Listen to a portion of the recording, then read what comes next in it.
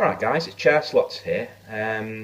You might recognise my name from the live chat in gambling streams such as Nick Slots or Rock and Roller or others, or from the comments section in Bandit or Jimbo's videos where I sometimes post sarcastic comments. This video is about casino affiliation, and to offer hopefully a bit of a balanced view of the subject, and to try and see it from both sides of the screen, and to approach it from a non-confrontational way. Now, we've seen videos from each point of view, but because they're so biased towards their own side and their own opinion, conflict very quickly starts, obviously. And as soon as conflict starts, people put barriers up, they don't tend to accept other people's viewpoints, trolling starts, and it very quickly turns into a bit of a slanging match. So anyway, yeah, let's start off with, I suppose, the obvious place, which is Ryan McSplooger, who's taken it upon himself to crusade vociferously against casino streaming and affiliation. Now, I actually think Ryan makes some pretty good points. I really do. I really mean that. He's too sarcastic, and he rubs people up the wrong way. And although I understand he's had to put up with a lot of trolling, he does bring a lot of it upon himself through his smarminess and cockiness, and the way he speaks to people that don't share his point of view. But I do agree with a lot of what he says. His whole purpose is to stop casino affiliation. Now, you don't need to be a public YouTube figure to do this. Gather your information, gather your screenshots, get your legal advice, and put your point directly to the UK Gambling Commission. The YouTube videos won't help. They really won't help. Not the way that you currently do it, Ryan. Now, on the other side of the coin, you've got the streamers themselves, who understandably enjoy the recognition, the compliments, the winning when it happens, and also the casino revenue. And they understandably want to make hay while the sun shines and make as much money out of it as they can. Now, some are former addicts or current addicts, some push it more than others, some are in it for the business, and frankly it shows.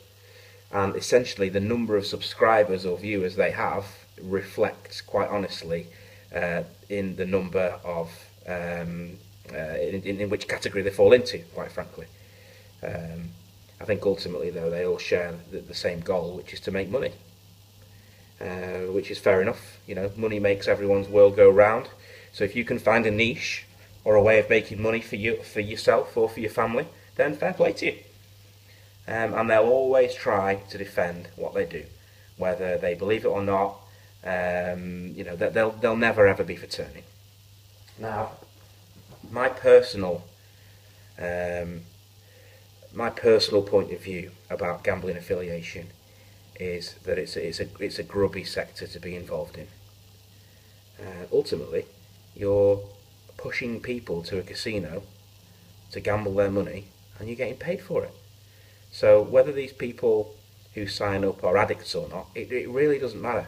You know, it's not particularly important, because even if they're not, they still have the potential to become one by taking you up on your special offer and making a deposit. And if they win, the casinos and the streamers would say, great, don't blow it all, mate, well done on winning. But when you win, you go back and think you can do it again, don't you, and win some more. Human nature. We all know that. So I would say it's actually probably worse to win than to lose. This is what a lot of people might not understand. Gambling is highly addictive. So every referral is either a current addict or a potential addict. So let's nip that whole discussion in the bud. It's a dirty trade, and I have absolutely no respect for streamers, and I never will do. They contribute nothing to society, and I honestly believe their audience is seen by them as 10% fans, but 90% as customers, quite frankly.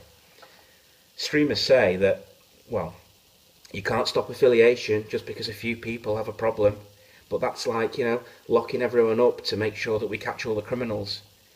The bandits example the other day was you wouldn't close a pub just because a few alcoholics go in.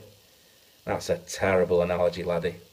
Those against affiliation aren't saying close the casino. They're saying stop the people who are trying to push people into the casino.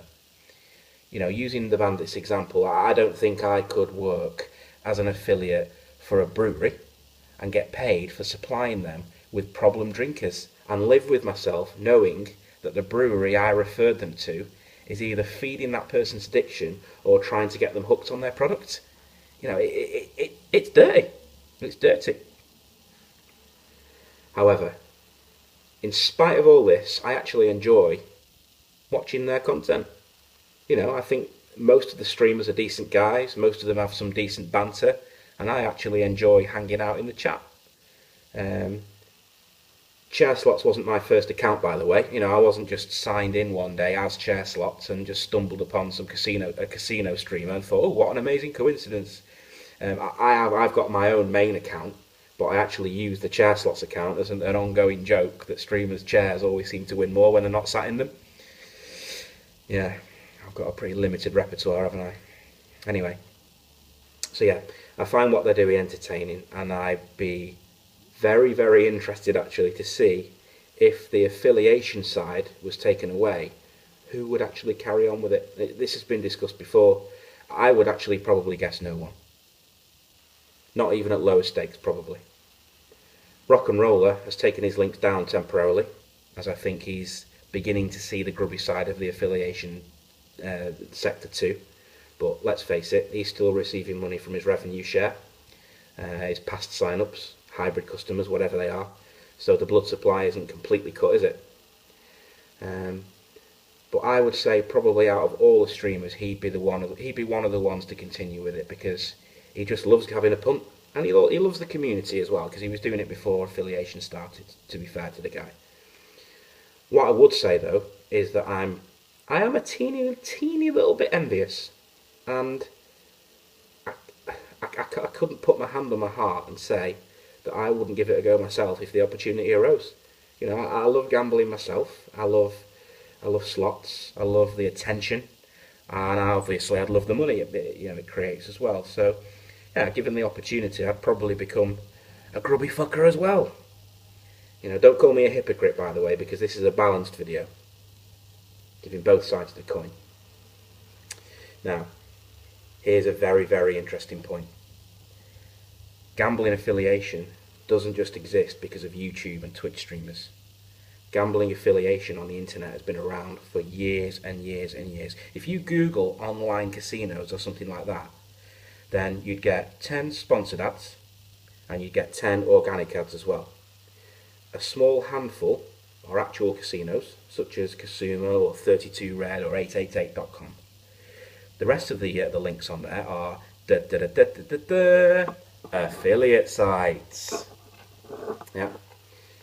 Click on these sites and they are absolutely packed with special offers. Claim your free £2,000 bonuses here, 100 free spins here, etc, etc. On the sponsored ads, an affiliate will pay Google up to £25 every time someone clicks onto their affiliate site, whether that person clicks on the link in the site and signs up for the casino or not. That's how lucrative it is. And on the organic listings on Google, that's the main listings down the middle of the page, the affiliate has had to pay someone to optimize that website to ensure it gets to the top of the rankings. Either that or they've worked on it themselves, which is very unlikely, as it would be pretty hard to do, as the keywords, online casinos are just so competitive. Now, Google is massive. There will be thousands and thousands of clicks a day to these sites. So my question is this: why are streamers getting such a hard time? Streamers in particular. If we looked at the number of sign-ups, I bet the faceless affiliate links on Google would do much better than the streamers. So why are they being overlooked? Is it because streamers put a face to the problem, so they're the ones that get the grief? Bit unfair. At least streamers provide hours of entertainment to people. Should we really begrudge them taking a fee for referring to someone to a site in exchange for the entertainment they provide. These faceless fuckers at the top of Google make more money out of that, and they get no shit whatsoever. Interesting debate. So where's it going to go?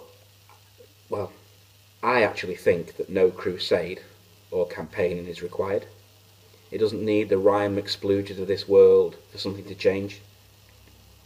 Affiliation's here to stay. It's not going anywhere. The way I see it going is that Twitch will eventually remove the casino section, and YouTube will eventually block the videos that promote the gambling. And I think the more clued up affiliates know this. The ones that are in it for the long term and not just the ones in it for the quick smash and grab profit. Sites such as Casino Grounds, they're getting bigger, their content is growing, they have financial backing now, and the end game is probably top of the Google rankings. That's where the money will be made in the future, the top of the Google rankings. So to summarise, yeah, I think it's a dirty business. I do get why people get into it. I do also get why people don't approve of it, as gambling ruins lives. Let's face it, it ruins lives. I think streaming has a shelf life, but affiliation is here to stay, although the regulations will probably be tightened. Anyway, that's it from me. Comment below. Keep it civil, guys. Fuck the streamers and fuck the opposers. And Jess, do my super noodle video. Peace out.